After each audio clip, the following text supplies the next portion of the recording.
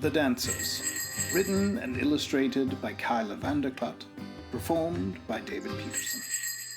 There was a town in the southern reaches of the territories, once in the days when mice dared make their homes within sight of the borders of Darkheather, where the weasels hold court. The town was a peaceful one, never having known strife nor discord. The town's mice passed their days in happy industry, but in those days, just as now, peace was never long-lived, and there came a day when a shadow settled over the town. A solitary weasel had taken up residence in the nearby woods, and day by day, mice vanished from the fields and lanes surrounding the town.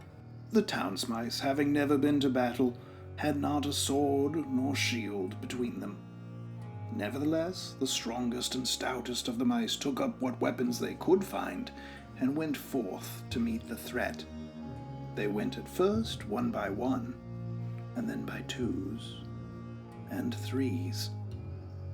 But none returned, and soon not a single mouse dared to follow in their footsteps, save one. I'll stop the weasel. Chloris was a dancer, her presence always announced by the jingle of bells sewn into her scarves and the delighted laughter she teased out of her audiences. She wasn't dancing now, but the mice laughed all the same. For who could imagine that such a delicate creature could defeat the weasel? What will you do, Claw? Dance him to death? Not quite. I may not be strong enough to fight the weasel, but I can use what talents I have to outwit him. I have a plan. Because all the town's mice were a little bit in love with Chloris, they wanted to stop her. But because no other mouse had a plan, they let her go into the dark woods where the weasel lay in wait. And here's lunch, right on schedule.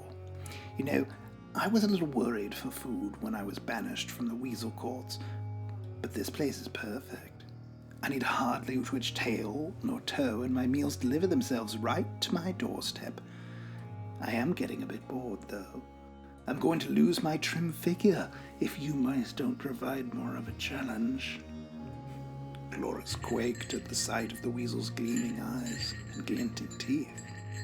But she was accustomed to putting on a show, and so she stilted the trembling of her paws and said, If it's boredom and lassitude you fear, weasel, I have a solution for you on both counts. And she began to dance. The weasel was completely still as Chloris twirled, leapt, and spun about him. His eyes followed her every movement, from the first step of her dance to the last. I've never before seen any creature your equal in beauty and grace. Where did you learn to move like that? I was taught to, of course. And I can teach you in turn if you'd like. You would do that for me? Chloris visited the weasel every day for 6 days, teaching him to twirl, to leap, and to spin as she did. On the 7th day, she brought with her a small bag that jingled as she walked. What do you have there, little dancing mouse? The final part of your training. The final part? But we've hardly begun. I've taught you all I can teach, O Weasel. But never fear, by day's end, I'll have you transformed. She showed him the contents of the bag. Bells? They're just like the ones you wear. That's right. With these bells, music will follow you in your steps wherever you go. They're the mark of a true dancer. And hearing this, the weasel readily agreed to sit still so that Chloris could braid the bells into his fur with her tiny, deft paws. The next day, as the town's mice worked in the fields, a faint jingling could be heard. The weasel approached the town, and the mice now perceived clever Chloris's plan. With every step, the weasel's bells announced his presence, and so even the slowest mouse, given so much warning, had enough time to hide. But the weasel paid the mice no heed. He made his way to the town square, where he began to dance.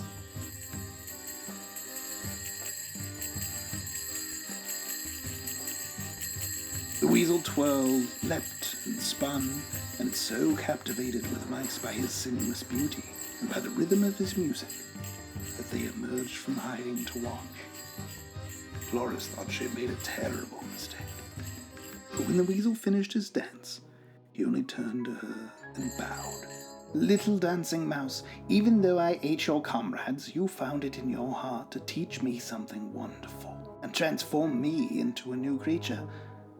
Your kindness has given me a hope. Perhaps with these new skills, I can win myself back into the weasel courts. You have my thanks." With the weasel gone, the town's mice lost no time in celebrating. "But Claw, I thought your plan was meant to be clever, not kind." Well, it was meant to be. But the weasel had taught Cloris something as well. That is, that kindness rather than craftiness is sometimes the more powerful weapon. Kindness